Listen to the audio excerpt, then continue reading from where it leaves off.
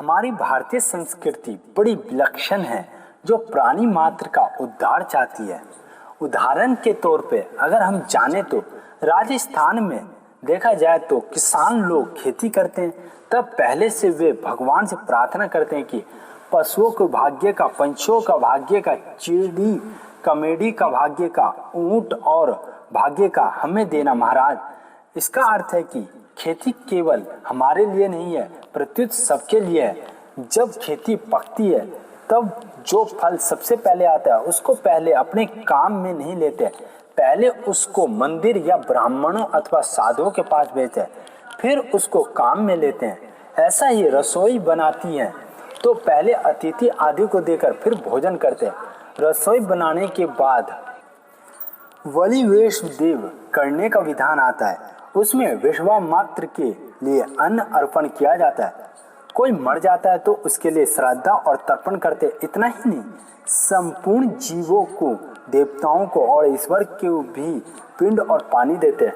भगवान में किसी कमी की संभावना ही नहीं है, परंतु जैसे बालक पिता की ही चीज पिता को अर्पण करता है तो पिता प्रसन्न हो जाते हैं, ऐसे ही भगवान की चीज भगवान को ही अर्पण करने से भगवान प्रसन्न हो जाते हैं। समुद्र को भी जल देते हैं और सूर्य को भी दीपक दिखाते हैं, आरती करते हैं। क्या समुद्र में जल की कमी है?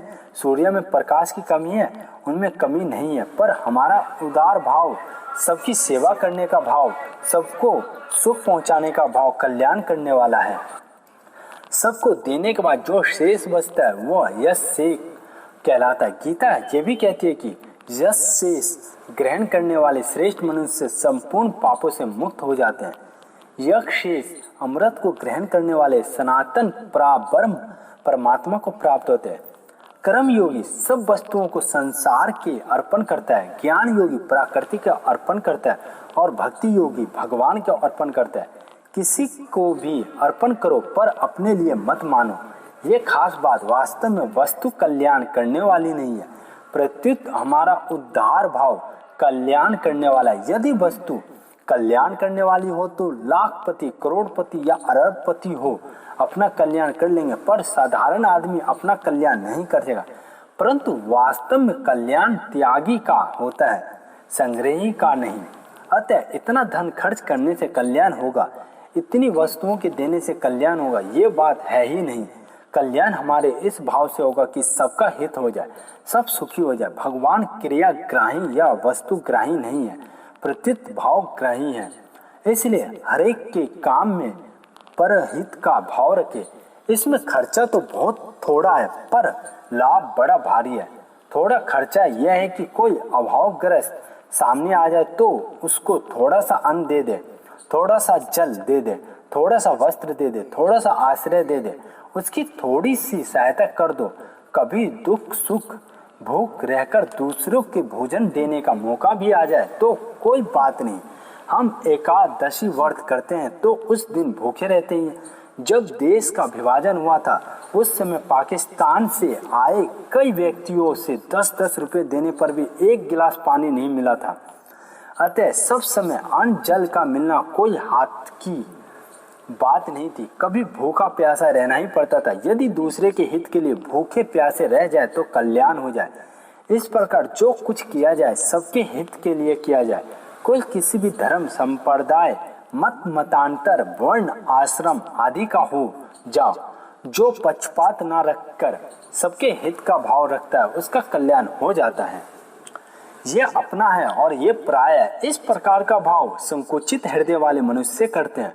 उदार हृदय वाले मनुष्य के लिए तो संपूर्ण विश्व भी अपना कुटुंब है। इसका अर्थ है कि उदार भाव वाले संपूर्ण मनुष्य कार्य के विश्वामित्र के लिए हित के लिए करते हैं।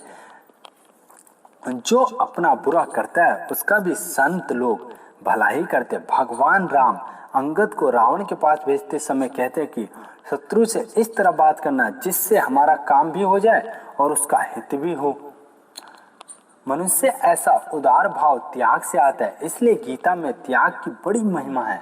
त्याग से तत्काल शांति मिलती है। जैसी वस्तु की भी त्याग करता है उसको एक शांति मिलती है, चिंता में प्रसन्नता होती है और हल्का सा शरीर हो जाता है। निरोगता आ जाती है। जब मैली से मैली वस्तु के त्याग भी इतना महत्वमय है, फिर अन्न वस्त्र आदि का दूसरों के हित के लिए त्याग किया तो उसका कितना महत्वमय होगा।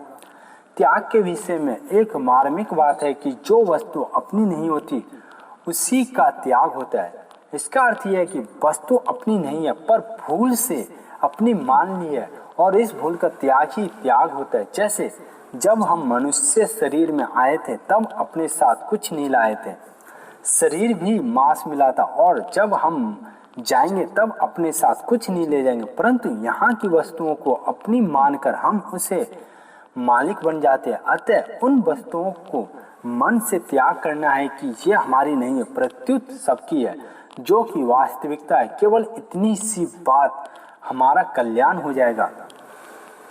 अर्थात शरीर में पन और वस्तुओं में मेरा पन का त्याग करने से शांति मिल जाती है, कल्याण हो जाता है। शरीर, इंद्रिया, मन, बुद्धि आदि कुछ भी मेरा नहीं है। इनको संसार का मान ले तो कर्म योग हो जाएगा, प्रकृति मात्र का समझ ले तो ज्ञान योग हो जाएगा, और भगवान का मान ले तो भक्ति योग हो जाएगा। यदि इनको अपना मानेंगे तो जन्म मरण योग हो जाएगा, अर्थात जन्म मरण होगा, मिलेगा कुछ नहीं। जो अपना नहीं है वो मिलेगा कैसे, अपने पास रहेगा कैसे। इसलिए गीता कहती है कि इन शरीर, इंद्रियां, मन, बुद्धि से जो भी काम करो सबके हित के लिए करो, यज्ञ के लिए, अर्थात निस्वार्थ भाव से केवल दूसरों के हित के लिए काम करने से मनुष्य के संपूर्ण कर्म विलीन हो जाते हैं। दूसरों का हित करने से कर्म योग, ज्ञान योग और भक्ति योग तीनों सिद्ध हो जाते हैं। सुगुण और निर्गुण दोनों की प्राप्ति दूसरों का हित करने से हो जाती है।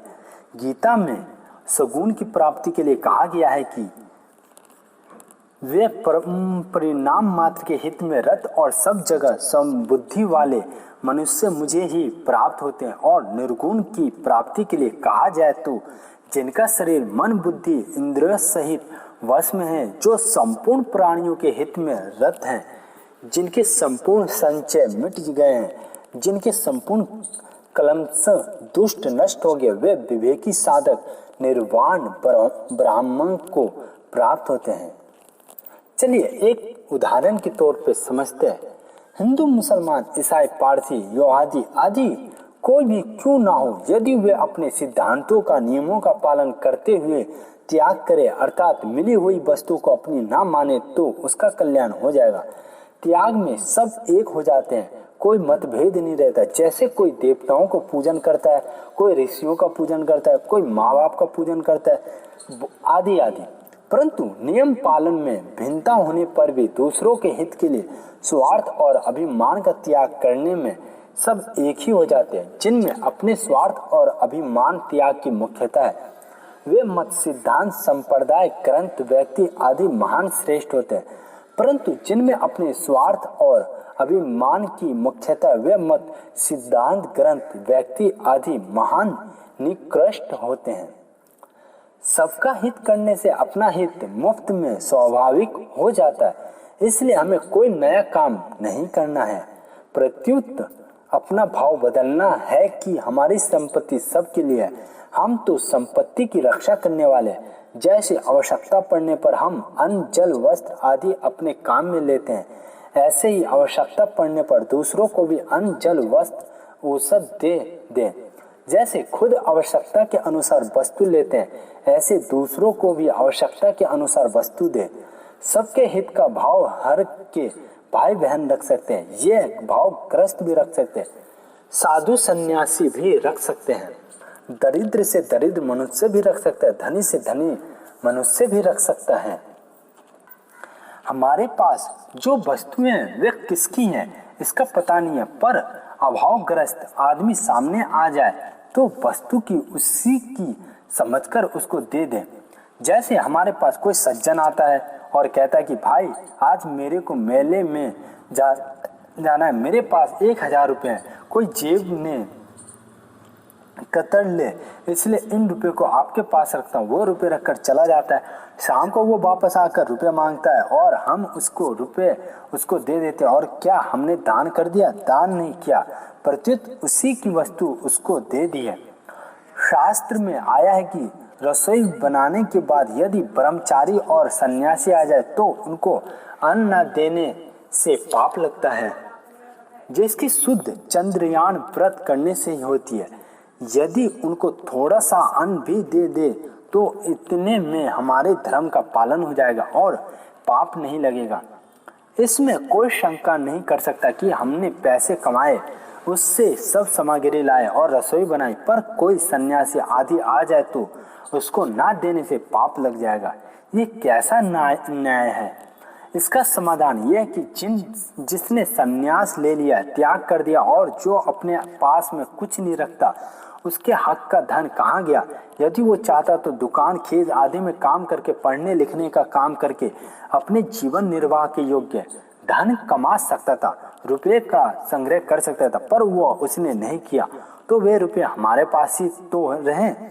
इसलिए समय पर भोजन के लिए आ जाए तो उसको रोटी दे दे, यह हमारा कर्तव्य है। नहीं देंगे तो उसको हम पर ऋण रहेगा, हमें पाप लगेगा।